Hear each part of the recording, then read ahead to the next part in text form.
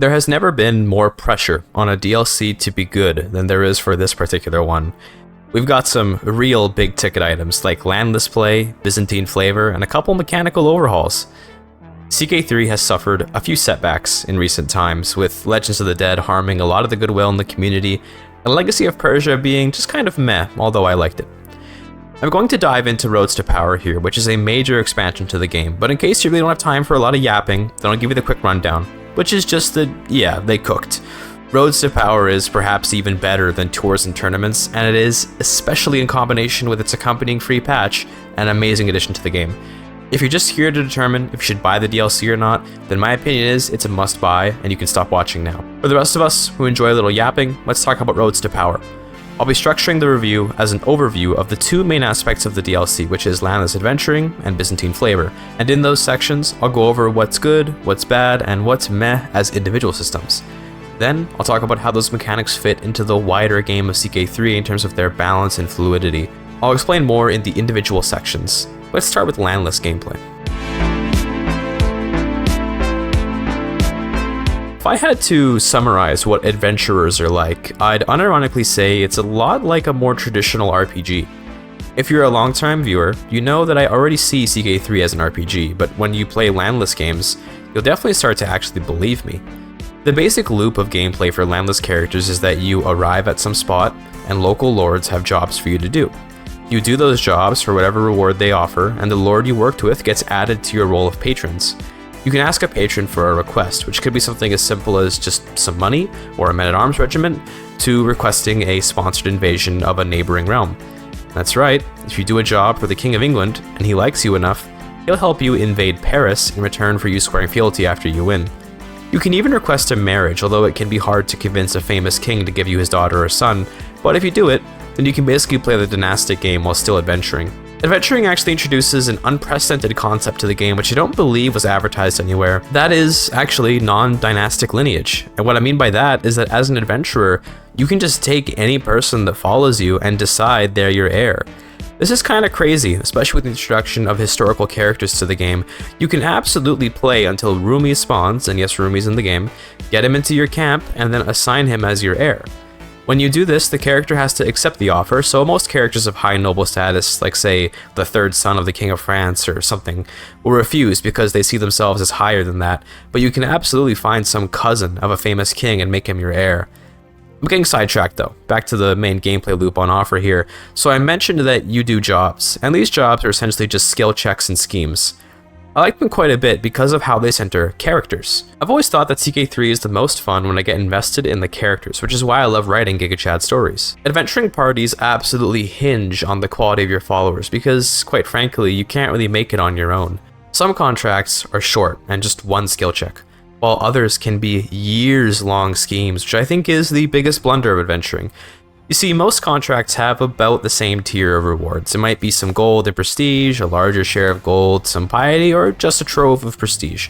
But it'll be about the same no matter how long the contract takes.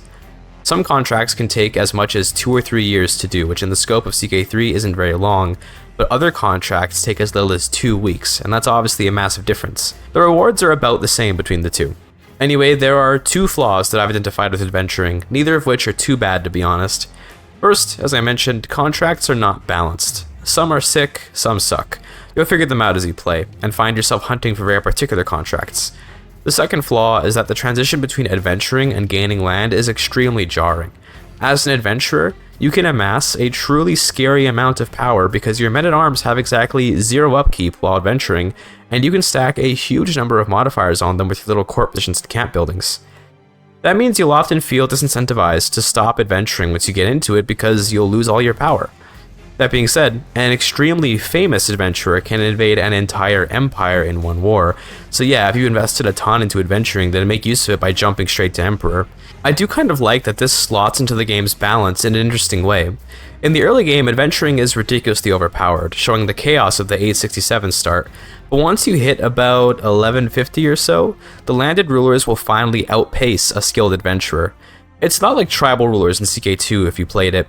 Tribal rulers dominate the early game because their buildings cost prestige instead of gold, which is in much higher supply early on. And because their buildings give more men, but the men are lower quality. Once you hit the mid and late game, the heavy cavalry of castles will slaughter the light infantry of a tribal holding. It basically means that adventuring is a flat line of power, which stands far above any landed figure in the first couple centuries, but then starts to fall behind, exactly like CK2 gameplay. When I say far above, by the way, I mean it. An adventurer with maxed out men-at-arms and a lot of buildings in the camp can absolutely defeat the Byzantine Emperor, or the Abbasids, or even the Mongols, maybe, in combat. The Mongols actually would be a stretch, because by the time they spawn, the power curve no longer favors adventurers, but the point is that before that 1150 or so date, adventurers are fearsome. This is one point where the AI being a little bit incompetent actually serves the game well. No AI adventurer, except the scripted ones like the Bulgarians in 1178, will ever be strong enough to threaten you if you're anything more than a count. They might tip wars in the favor of you or your enemy, but they won't be defining conflicts how a player adventurer will. You can genuinely play a kingmaker as an adventurer because you can, without any reason, join any war on any side anytime you want. One of my favorite things to do as an adventurer was wait for populist revolts in big countries and then support them to create whole new kingdoms and just be a general agent of chaos. You can absolutely do so with this DLC, and it's great fun. It should speak to you more than anything that the two flaws I found here ended up being reasons for me to tangent off into more stuff that I like, by the way. In terms of stuff to do as an adventurer, I mean, there's a lot. Like, I was astonished by just how much you can do. First off, every adventurer can pick between 6, or rather 5 really, options to theme their camp around. Each one corresponds to a stat, essentially, and unlocks different buildings for the camp, as well as making you more likely to obtain certain contracts. What I like is that while stuff like the Swords for Hire are your kind of bog standard mercenaries, and scholars are your learning guys, it's not like if you're a scholar you have no use for any other skills, nor is it the case that you're pigeonholed into just doing scholarly work. You can absolutely assemble an army as a group of scholars and go about playing Kingmaker, while in your downtime writing your new magnum opus. Because each of these choices only shifts the likelihood of stuff happening, you can play hybrid styles, like a group of legitimists looking to restore your ruler to some throne, while also committing crimes and being a little Robin Hood type band of merry men. There is so much freedom here, and each of these paths has a sort of end goal with it as well. You're not just doing this for numerical rewards. You might be chasing the lure of one of the cool looking new major decisions. You can become a conqueror, which Koifish showed off in his Haston video. You can fight to free your people from foreign overlords and essentially play as the populist uprising that you're so used to just putting down in regular play. You can just explore and write books about what you see. The artifact you get from that decision is absolutely insanely good, by the way, and easy to do as a side objective by just going on a long pilgrimage. You can even become a missionary and combine that with the strategy I mentioned before of causing uprisings and then joining them. Want to free the Holy Land from Saladin? Become a Christian missionary and convert the locals of Jerusalem and Egypt, then wait for the inevitable revolt. Join the revolt, win the war, and boom, a new Jerusalem has been founded. Now, defeating Saladin in 1178 as an adventurer is pretty tough since he's very powerful, but you get my point. All these systems work with each other very well and give you goals to pursue without feeling like that's all you can do.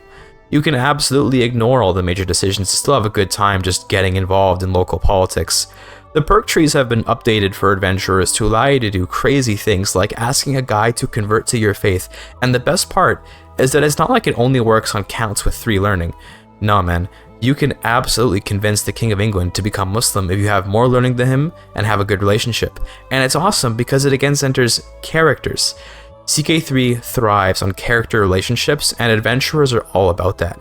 You can even do stuff like ask your patrons to host grand tournaments for you, so you can participate in them, and you can become a glorious knight, and all of this is through character interactions. It's all dynamic and open-ended. Remember how I mentioned it's hard to convince a lord to let you marry his son or daughter? Well, you can just elope.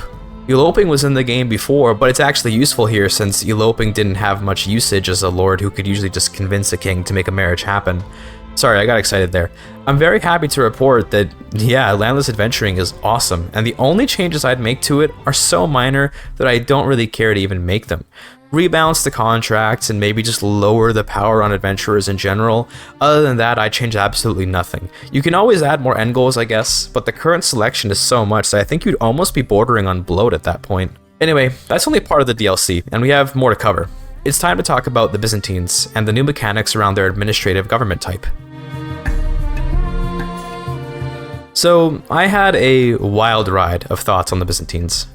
When the dev diaries came out, my initial instinct was that the new administrative and estate mechanics would be weirdly divorced from the game and act as this sort of side game that would mostly just cramp the game loop at worst, or act as a tertiary game loop that would have to go ignored at best. It turns out that we got the best of both worlds here in a good way. When you play Byzantium, whether as the emperor or as a noble family or a governor, you're part of a larger machine and you're one cog in it whose influence in the gears is measured exactly by the influence currency. You're more than welcome to let the machine operate as it will and just stack up your influence while playing a pretty normal game of CK3. Maybe you just grease the wheels here and there to make sure you get to keep your governorship and land. You do nothing else. You're in for a pretty standard game of CK3 as a vassal. However, if you choose to engage in the new Byzantine mechanics, you have a huge breadth of just options available to you. You can use your influence to get your family into other governorships, or you can try and harm the emperor's reputation. You can train other governors to make them more competent and in return get a hook or friendship or influence. You can work on becoming an extremely scaled governor to earn your place on the throne, or just organize a coup by deposing the emperor after spending your influence to put yourself first in line. You can take your little borderland governorship and expand it outwards to create something akin to a satrapy in a way. Like, sure, you're a subject of the emperor, but you've got your own plans and you'll act on them. You can play family politics and burn down estates or team up with other powerful families and so on. None of these options are ever forced on you either. Like I said, you can just play a regular game of CK3 if you want to and you'll never be forced into these interactions. Simultaneously, using these interactions is very dynamic and useful. The same goes for managing it all as the emperor. I remember being worried that there would be a lot of micromanagement involved with playing the Emperor because every duchy can now have its own type and you have families to manage and influence numbers for everything, but the truth is that you get out what you put in. If you put a lot of effort into micromanaging your empire and getting the best governors for every position or just putting your family in charge of everything, then yes, you'll be rewarded. But you can also do literally no meddling at all and still have an interesting time. I think this is the perfect balance actually. The new mechanics are interesting and fun to play with, don't get me wrong, but they're not bloated or overbearing. I never found myself sighing in resignation at the thought of having to do busy work like I might feel having to make courthouses in EU4. You know how you open the macro builder in that game and you just sort by most value and then click for a few minutes? It's not like it takes that long in EU4 to do so, but it's knowing that you kind of have to do it that sucks. If you have to do it, why isn't it automatic? And if you don't have to do it, why do it at all? CK3 offers the answer to that conundrum with this DLC by making it so that you want to because it's fun and offers good strategic choice, but that if you're just not feeling like micromanaging, you can just leave it alone. It makes you almost feel like you are in fact that cog in the machine, even as the Emperor. An especially amazing Emperor like my Alexios II here, video about him coming soon by the way, can radically alter the machine if he'd like to, while a kinda lame Emperor can just coast on the pre-existing bureaucracy. That's what bureaucracy is all about, I guess, right? It allows function without oversight through standardization. This bureaucracy is further represented by the state religion of the empire, which is hard to change and makes it difficult to send the empire into a new religious direction. It's a very small system, but it does what it's meant to, which is to represent the established bureaucracies of the empire and its religious classes. The Byzantine Empire is maybe a bit too powerful now compared to before, as I did a playthrough 1178 where the Byzantines are at their weakest, and within just a few years annexed the entire Sultanate of Rome with no custom character or anything, just the historical emperor. I think there's something for everyone here, whether it's the obvious end goal of reforming their own empire, which is, really easy, and actually the more difficult Theodosian borders end goal, which is, as of the early access patch, broken, by the way. It's interesting because the game does a really good job of giving you reasons to care about micromanaging. For example, each powerful family, which there are 5 of, have an associated style, you could say, a family attribute. The attribute gives a bonus to the liege, and not a meaningless bonus either. Max personal scheme +1? Nice. Holding construction costs down? Not bad. Like, they're not game changers, but they're just enough to make you consider promoting a family which will have the family attribute that you'd prefer. It'll make you want to try destroying a powerful family to elevate a different one that better suits the modifiers you seek. I found it to be a lot of fun to play a vassal of the Byzantines and to mess around with the governorships and just build up my estate. The Byzantines can be as cozy or as hardcore as you want them to be, and I really appreciate that about it, given how cumbersome this whole bureaucracy could have been in another world. This feels like the perfect balance, and beyond that there isn't a ton more to say. A small little decision I really appreciate as a governor is the retire from governorship button, just because it feels so cool to be the loyal worker bee that gathers influence by doing a good job, and then you can slink away to get ready to use that influence, and you can tell the developers had that in mind with the in the shadows modifier you get for doing it. See, what's so revolutionary about this is that gaining influence is not done by applying a character modifier or something. It's done by owning land and doing something with it that is meaningful. Depending on what type of administration you are, you get influence and governor experience for doing different things. For example, a civilian administration gets influence by building more stuff, while a military administration gets more by fighting and being skilled at martial. It's such an active system, and in theory, presents an interesting choice for the emperor. Do you want the most qualified governors? Well, yeah, they're going to generate the most taxes and levies, but they'll also generate the most influence for themselves. An ambitious borderland governor might even actually expand your empire and fight your enemies, after which he might use those successes to rip the empire out from under you. Now I have to step back from theory and talk about the real game here, though. The AI is never so cunning as to really do that in a way you can't circumvent easily. If you do have some kind of ambitious governor coming after the throne, it's pretty easy to just dump all your influence on ensuring your preferred heir gets the empire title, or to just murder that governor and so on. You have lots of options, but I just like that as a player I can do all this stuff. Another huge contribution to the fun of the game is that you now have a proper reason to gather a multicultural empire beyond roleplay and hybrid cultures, which is that if you put in a governor of a foreign culture, they can create men-at-arms which correspond to their culture, and then you can spend influence to take them for war. For example, it can be quite wise in 1178 to appoint some Turkmen governors and get them to create some horse archers, and then use those horse archers to fight Saladin's Mubarazan. It can be wise to create some Armenian governors whose Ayrudzi counter the Turkish horse archers, and so on. Again though, like in the old patches, you can absolutely defeat the enemy by just, making cataphracts and stacking damage on them with domain modifiers, and just ignore the whole thing. But I love that you have the option to get creative. In truth, I found restoring the Roman Empire to be so easy that I never even raised any title men-at-arms, which are the main sort of fighting power of the Byzantines now. Your armies aren't as big as they once were, but by spending influence you can gain access to mountains of men-at-arms of various types. That also means that if you're intending to fight the Byzantines, you want to make sure you pick a fight with an emperor that lacks influence, since the power of the emperor might massively inflate once they raise the title men-at-arms. Overall, this is another banger of a series of mechanics, and I especially adore that any empire can become administrative, and that any administrative empire can return to feudalism if they want to.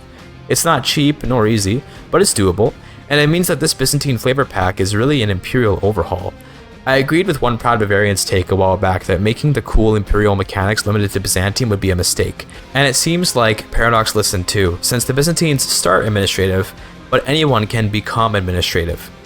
To avoid repeating myself a bunch more, I'll wrap it up for this section by saying that the new Byzantine mechanics are the perfect balance of fun to engage in, but avoidable if you're lazy or uninterested. They manage to be a set of mechanics which incentivize their own usage without forcing themselves on you.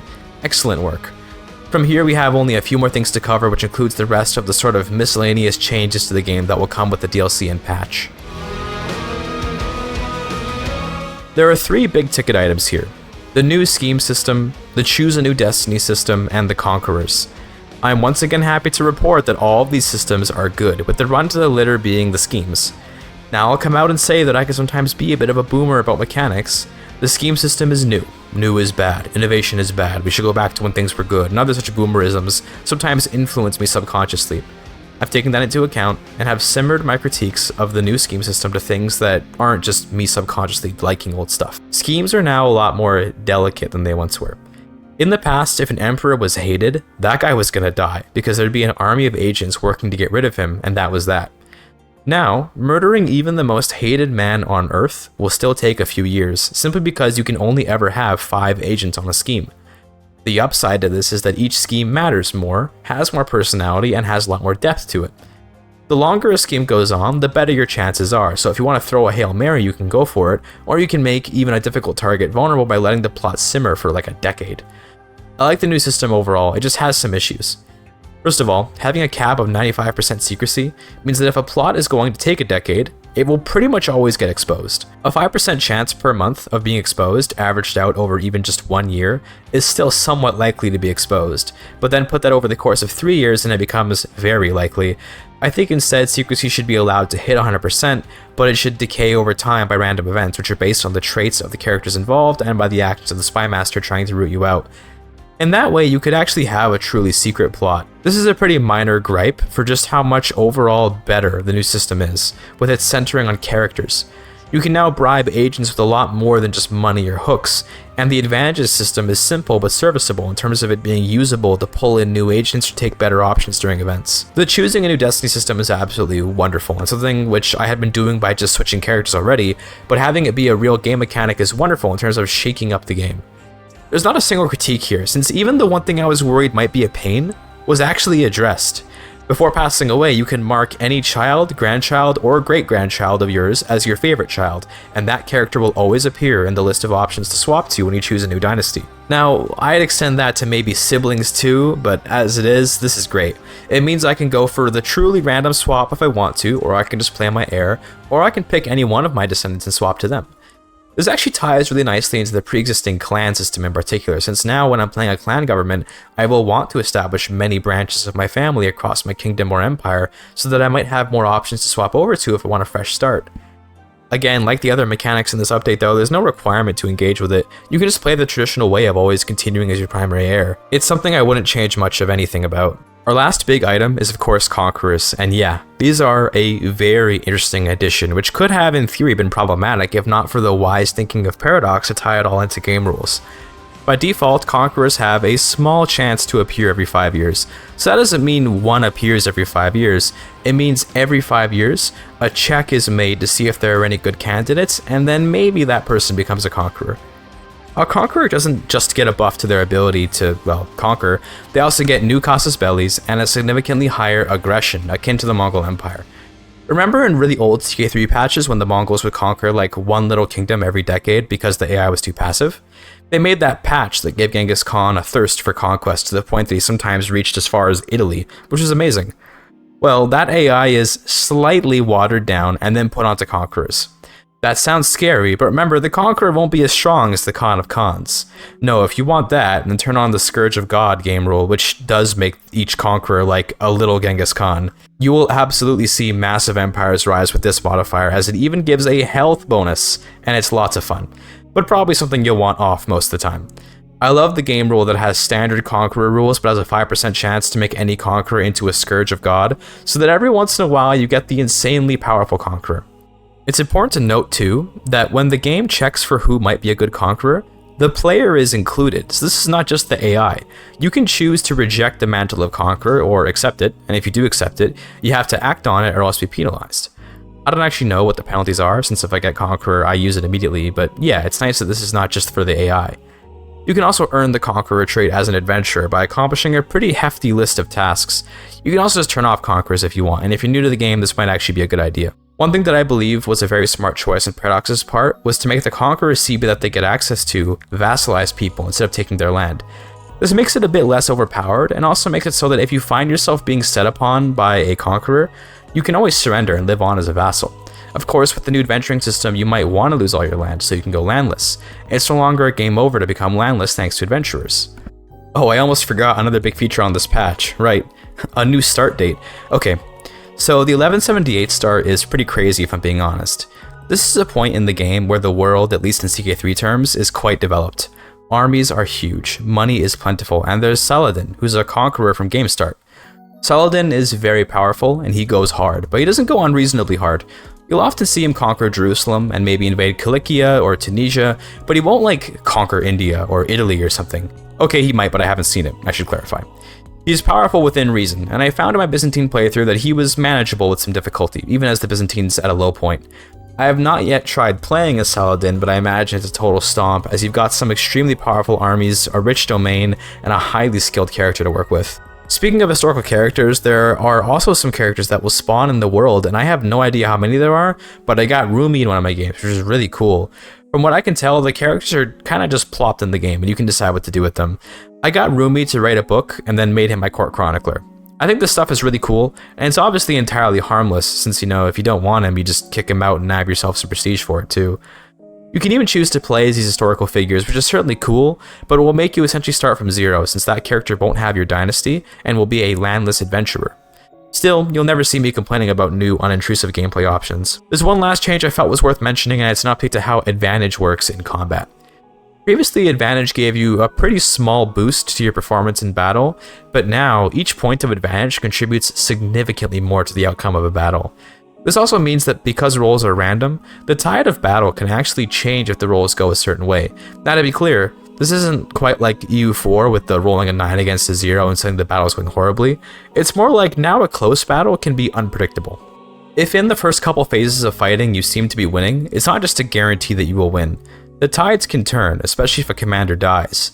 This is a wonderful change, since it means picking your commanders will matter more than ever now. I want to wrap this up by talking a bit about how well all of this fits into the jigsaw puzzle of CK3, since all these mechanics are great in my opinion, but it also matters how they interact with what's already in the game. I find that most of, if not all of, these mechanics fit very nicely into CK3 as it is. I saw something amazing, which was, in a game of 867, a conqueror got control over Persia and actually ended the Iranian intermezzo.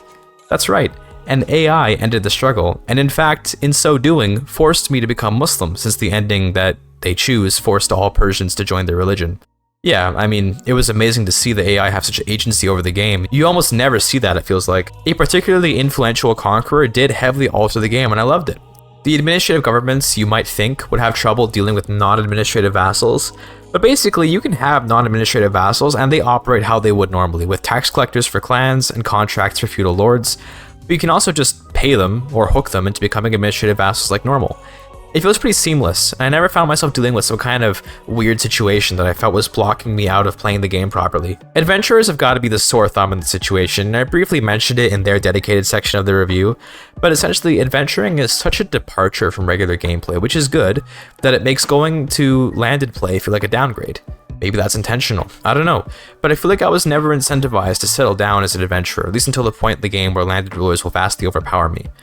This is a mixed point of contention, since on one hand it means adventuring is always viable as a way to play, but it also means that it's not satisfying to stop adventuring.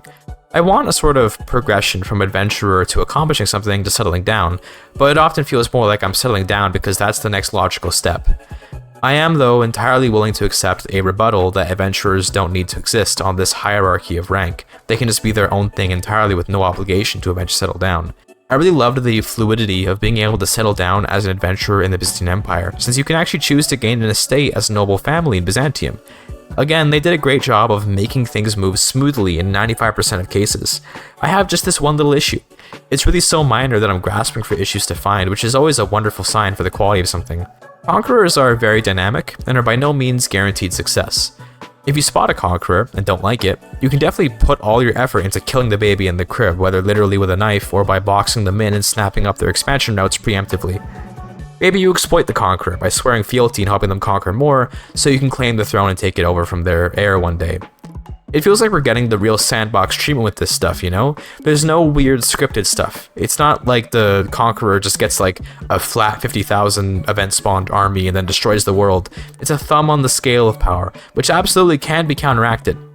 To me, the only place for that sort of forced powerful conquest railroading is with the Mongols, which already have it, of course. And if you do want a ridiculously strong AI conqueror, just turn on the Scourge of God conqueror mode in the game rules. If I'm hunting for a source of bad integration, it would probably be with regards to adventurers and legends. As an adventurer, spreading a legend is very difficult since legends are tied to land, but you'll be constantly changing where you are. You can ask rulers to promote your legend, but legend promotion is a fickle system already, so you end up not really being able to create big legends with your adventurer, at least not without feeling like it's not working right. That's pretty much it though, really. I don't have much else to say for other mechanics since they all fit in very nicely. This DLC feels like a solid toolbox of just stuff to play with. Where Legends of the Dead felt like a blueprint that you had to follow, this DLC is a pile of lumber, some nails, and a hammer. Get to it and build. Overall, my thoughts on Roads to Power are extremely positive. This DLC is amazing and is exactly what CK3 has needed for a long time. I'm gonna do it, guys. That's right. Roads to Power is an actual 10 out of 10 DLC. For me, a 10 out of 10 doesn't mean literal perfection. I'm sure you could tweak this or that, or you could always add more stuff to create better value. You could always drop the price more, and so on. I guess if the DLC were free, it would be an 11 out of 10, but given what the DLC sets out to do, how it interacts with the core game, and how well it accomplishes its goals, it absolutely earns itself a 10 out of 10. Maybe if I'm being mean, it can be a 9.5 out of 10, because there are some bugs here and there, you know. There's some very minor issues with adventurers I mentioned, and maybe I'd like an option for 10% of conquerors to be Scourges of God, not just 5%. I can nitpick all day, but if we're being real, this DLC is what I've always believed CK3 needs. I've mentioned the toolbox analogy before in other videos, and it's being borne out here. The toolbox is a whole lot more fun than the blueprint. The toolbox is pretty much infinite fun. Now with Roads to Power, the toolbox has been immensely expanded. As a small addition here, I've been working on a little mod for the game that's coming out with the release of the DLC. Check out the video I did describing the intention of the mod. And the mod potential for the contract system is just crazy. I don't know if any Elder Kings devs are watching, but playing a landless Dovahkiin and just actually playing Skyrim in CK3 would be absolutely amazing. And I could see mod teams making insane things. To be very clear though, this is not some like, oh, the DLC is only good because of mods type BS. No. This DLC is a 10 out of 10 on its merits, and the modding community going wild with it is just a cherry on top. Anyway, this review is coming out one day before the actual DLC release, so keep in mind that I played on a pre-release patch. It's possible things will change, but I mean, unless they somehow entirely overhaul the whole DLC over the next couple days, it won't affect much. Here's hoping for better contract reward balance and some amazing mods to come out soon.